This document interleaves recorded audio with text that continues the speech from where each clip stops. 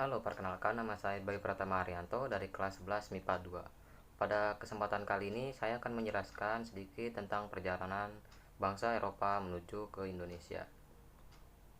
Bagi bangsa Barat, dunia timur Indonesia merupakan wilayah yang memiliki bangsa sumber-sumber kehidupan. Dengan berbekal rasa ingin tahu dan semangat yang tinggi, membuat bangsa-bangsa Barat berhasil menemukan dunia timur, termasuk negara Indonesia. Mereka juga yang berhasil membuat rute-rute perjalanan hingga mencapai ke Indonesia. Adapun proses perjalanan bangsa-bangsa Eropa ke Indonesia sebagai berikut. Yang pertama adalah bangsa Portugis. Bangsa Portugis merupakan pelopor kegiatan penjelajah samudra. Keberanian para pelaut Portugis dalam penjelajahan samudra membuka jalan bagi penjelajah samudra bangsa lainnya. Pada tahun 1487, Bartolomeus Dias memimpin rombongan penjelajahan Portugis. Rombongan ini melakukan penjelajahan dengan menyusuri pantai barat Afrika dan berhasil mencapai Tanjung Harapan pada tahun 1488. Penjelajahan berikutnya dipimpin oleh Vasco da Gama yang berhasil mencapai daratan Calicut, India tahun 1497.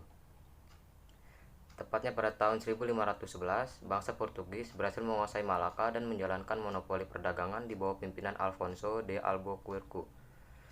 Dengan adanya keberhasilan tersebut, kesempatan menguasai Indonesia semakin tinggi. Hingga akhirnya setahun setelah menguasai Malaka, bangsa Portugis berhasil mencapai Kepulauan Maluku di bawah pimpinan Antonio de Abreu dan Francisco Serrao. Setelah sekian lama menguasai Maluku, Portugis berhasil memanfaatkan persaingan antara kerajaan Ternate dan kerajaan Tidore. Dan Portugis bersekutu dengan Ternate dengan syarat Portugis berhak memonopoli rempah-rempah. Dan bangsa yang kedua adalah bangsa Spanyol. Rute perjalanan samudra bangsa Spanyol berbeda dengan rute perjalanan bangsa Portugis. Bangsa Spanyol menempuh perjalanan ke arah barat, menyeberangi Samudra Atlantik. Christophorus Columbus berhasil mencapai Kepulauan Bahama pada tahun 1492, dan selanjutnya Amerigo Vespucci berhasil menemukan Amerika pada 1499. Dari daratan Amerika, bangsa Spanyol melanjutkan pelayaran menyeberangi Samudra Pasifik dan akhirnya mendarat di Kepulauan Filipina. Bangsa Spanyol mendarat di Kepulauan Filipina di bawah pimpinan Ferdinand Magellan pada tahun 1519. Karena Ferdinand Magellan tewas melawan penduduk setempat, akhirnya posisinya diganti oleh Sebastian Elcano dan meneruskan penjelajahan hingga mencapai Kepulauan Maluku pada tahun 1521. Ketika Spanyol mencapai Kepulauan Maluku, daerah Ternate telah dikuasai Portugis. Kondisi ini membuat Spanyol memilih bersekutu bersama Tidore. Persaingan tersebut menyebabkan terjadinya pertempuran antara Spanyol dan Portugis. Spanyol bersekutu bersama Tidore menyerang Portugis yang bersekutu dengan Ternate. Akan tetapi, Spanyol dan Tidore kalah dan Spanyol harus menandatangani perjanjian Saragossa pada tahun 1529 yang membuat Spanyol harus meninggalkan Maluku dan memusatkan kegiatannya di Filipina. Dan berikutnya adalah bangsa Inggris. Dalam melakukan penjelajahan samudra, bangsa Inggris mengikuti rute pelayaran bangsa Spanyol, yaitu berlayar dari ke arah barat. Menjelajahi bangsa Inggris yang pertama dipimpin oleh Francis Drake dan Thomas Cavendish. Penjelajahan ini berhasil mencapai ke Indonesia Timur, tepatnya di Ternate pada tahun 1580. Walaupun bangsa Inggris berhasil tiba lebih dahulu di Kepulauan Nusantara, pengaruhnya tidak terlalu besar seperti Belanda.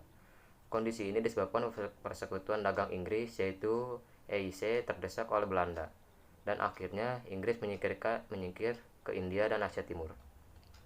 Dan bangsa yang terakhir adalah bangsa Belanda. Mengikuti rute pelayaran bangsa Portugis karena banyak orang Belanda yang dulunya bekerja di pelayaran Portugis.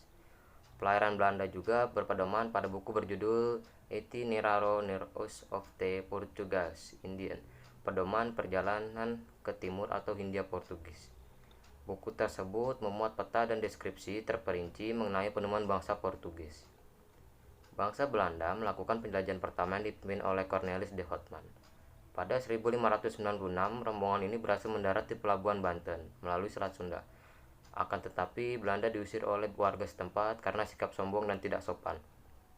2 tahun setelah itu, tepatnya pada tahun 1598, Belanda mendarat untuk yang kedua kalinya di Banten di bawah pimpinan Jacob van Eyck. Kedatangan ini disambut baik oleh penduduk setempat karena bersikap ramah dan sopan. Tidak seperti yang pertama kalinya Belanda datang. Dari sinilah mulai penjajahan di Indonesia yang dilakukan oleh Belanda. Dan mungkin itu saja yang dapat saya sampaikan. Mohon maaf bila ada salah kata. Cukup sekian, terima kasih.